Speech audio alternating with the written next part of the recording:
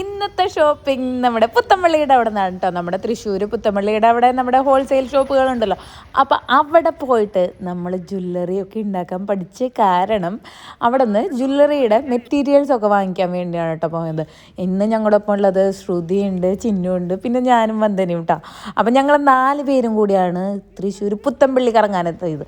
അവിടെ എത്തുമ്പോൾ ഷോപ്പുകളുടെ പുറമേയുള്ള ആ ഡെക്കറേഷൻ തന്നെ കണ്ടിങ്ങനെ നടക്കാൻ ഒരു രസം തന്നെയാണ് കേട്ടോ. അതും ക്രിസ്മസ് സമയം ഒരു രക്ഷയില്ല. ഇനി രാത്രി പോയാലാണ് ആ ലേറ്റ് അറേഞ്ച്മെൻറ്റ്സോടുകൂടി കാണാൻ പറ്റുള്ളൂ.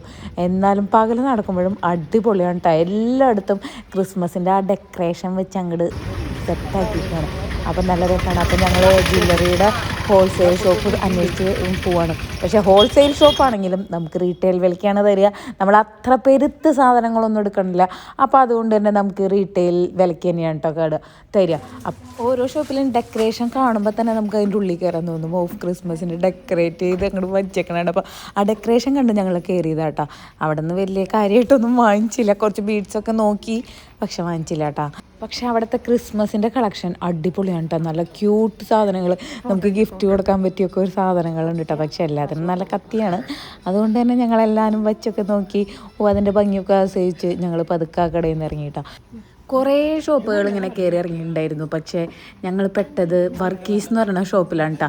അവിടെ ചെന്നപ്പോൾ തന്നെ നല്ല നല്ല ബീഡ്സുകൾ, വെറൈറ്റി ബീഡ്സുകൾ. അപ്പോൾ അവിടെ നിന്ന് തന്നെ വാങ്ങിക്കാമെന്ന് വിചാരിച്ച് ഞങ്ങൾ അവിടെ നിന്ന് വാരിക്കോരി വാങ്ങിച്ചു.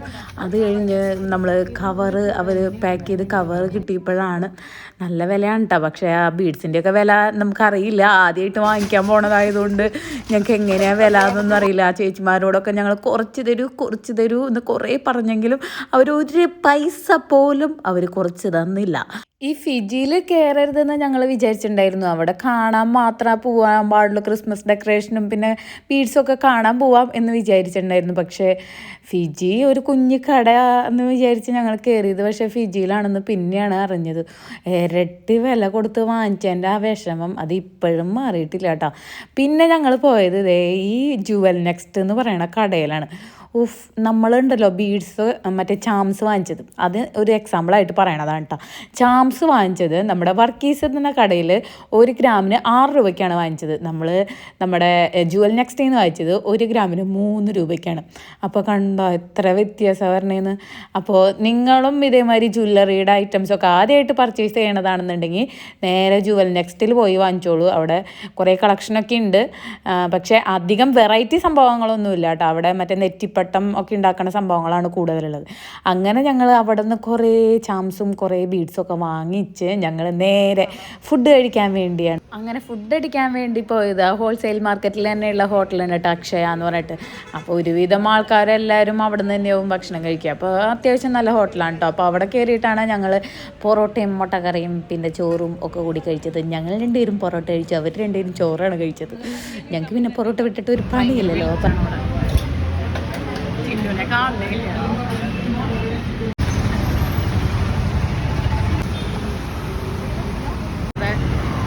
ഡൽഹി, ബോംബെ ആരുമില്ലല്ലോ ബോംബെ ഡൽഹി. അങ്ങനെ ഫുഡൊക്കെ അടിച്ച് ഞങ്ങൾ നേരെ വീട്ടിലേക്ക് തിരിച്ചു പോരാണ്. മനസ്സോടുകൂടി.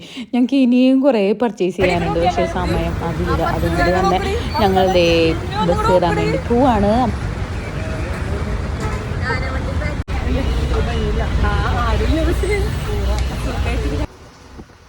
അങ്ങനെ ഞങ്ങളത് ആനവണ്ടിയിൽ കയറിയപ്പോൾ അതിലധികം ആൾക്കാരില്ല. നല്ല രസമുണ്ട് അല്ലേ. അപ്പോൾ ഇങ്ങനെ കുറേ റീൽസ് നമ്മൾ കണ്ടിട്ടില്ലേ ആനവണ്ടിയിലെ. അത് കാണുമ്പോൾ എനിക്കൊരു നൊസ്റ്റാൾജിക് ഫീലിംഗ് വരും കേട്ടോ. അപ്പോൾ ഈ ആനവണ്ടിയിൽ കയറി കുറേ ദൂരം ഇങ്ങനെ ഒറ്റയ്ക്ക് ഇങ്ങനെ സഞ്ചരിക്കണമെന്ന് ഭയങ്കര ആഗ്രഹമുണ്ട്. അപ്പോൾ അതൊക്കെ നീ നടക്കട്ടെ എന്ന് വിചാരിക്കാം. അങ്ങനെ പുത്തമ്പള്ളിയിലെ പർച്ചേസിംഗ് ഒക്കെ കഴിഞ്ഞ് ഇനി അടുത്തത് എറണാകുളത്ത് പോകണം, ബോംബെയിൽ പോകണം, ഗുജറാത്തിൽ പോകണം എന്നുള്ള കുറേ ആഗ്രഹങ്ങളൊക്കെ പങ്കുവെച്ച് ഞങ്ങൾ തിരിച്ച് വീട്ടിലേക്ക് നടക്കുകയാണ് കേട്ടോ. അപ്പോൾ ഇനി കുറേ സാധനങ്ങൾ ഇനി വാങ്ങിച്ചാലാണ് ഈ സാധനം ഫുള്ള് ജ്വല്ലറി ഉണ്ടാക്കാൻ പറ്റുള്ളൂ. അപ്പോൾ ഇനി നമുക്ക് അടുത്ത പർച്ചേസിങ്ങിൻ്റെ വീഡിയോ ആയിട്ട് പിന്നെ കാണാം കേട്ടോ. അപ്പോൾ എല്ലാവരും ലൈക്ക് ചെയ്യാനും സബ്സ്ക്രൈബ് ചെയ്യാനും കമൻറ്റ് ചെയ്യാനും മറക്കരുത് പ്ലീസ്. അപ്പോൾ നമുക്ക് അടുത്ത